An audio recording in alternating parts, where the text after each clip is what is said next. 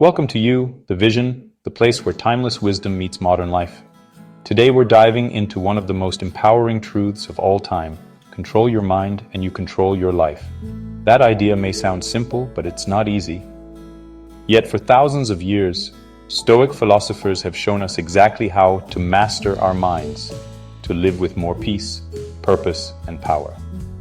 So in this episode, we're exploring how to train your thoughts, manage emotions, and stay centered, even when life feels chaotic. Along the way, we'll lean on the wisdom of Marcus Aurelius, Epictetus, and Seneca. And we'll also hear stories, both ancient and modern, that show how Stoicism isn't just philosophy, it's a way of life. Let's begin with a core idea from the Stoics. Marcus Aurelius said, "You have power over your mind, not outside events. Realize this, and you will find strength." Think about that for a second. Most of our stress, anxiety, and frustration comes from trying to control things outside our power. Other people, outcomes, circumstances. But the Stoics remind us our power lies within. And once we master that, everything changes. The Stoics often referred to the mind as a citadel, a fortress that, if guarded well, could not be shaken by the chaos outside. Epictetus, once a Roman slave who became one of the great Stoic teachers, said, "It's not what happens to you, but how you react to it that matters." Take James Stockdale, for example. He was a US Navy pilot shot down during the Vietnam War and held as a prisoner of war for over 7 years. He credited Stoicism with helping him survive brutal torture and isolation. He carried Epictetus's teachings in his mind like armor. He couldn't control his captors, but he could control his mind, his response, and his inner dignity. That's the power of a trained mind. It becomes unbreakable. Stoicism doesn't teach us to suppress emotion.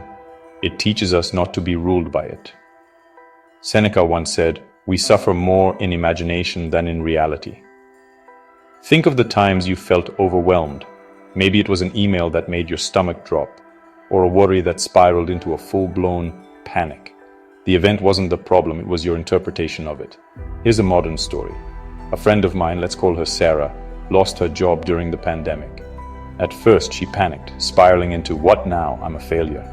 But instead of staying in that loop, she took a breath, journaled her thoughts, and started asking Stoic questions. Is this in my control? What's the best response I can give right now?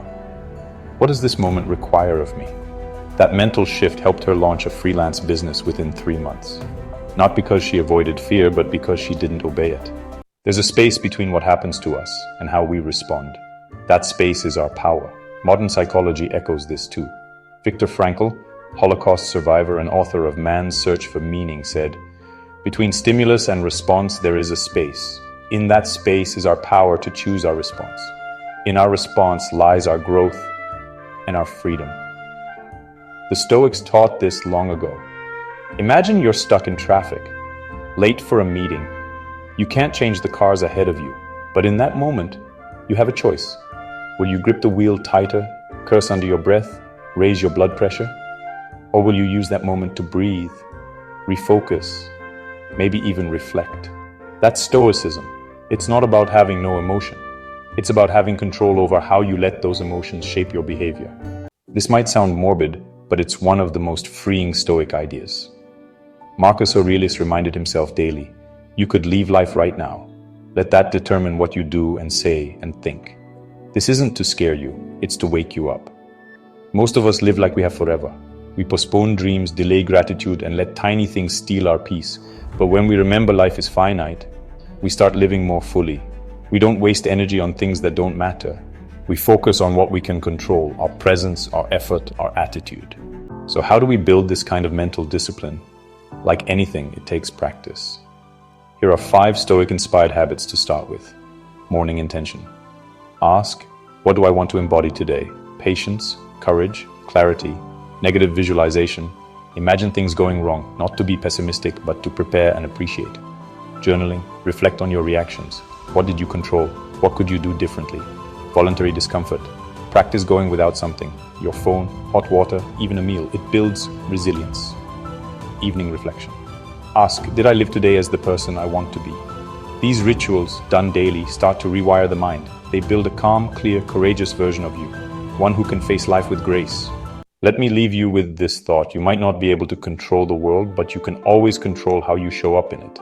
And that changes everything. You have the power right now to start mastering your mind. One breath, one choice, one moment at a time.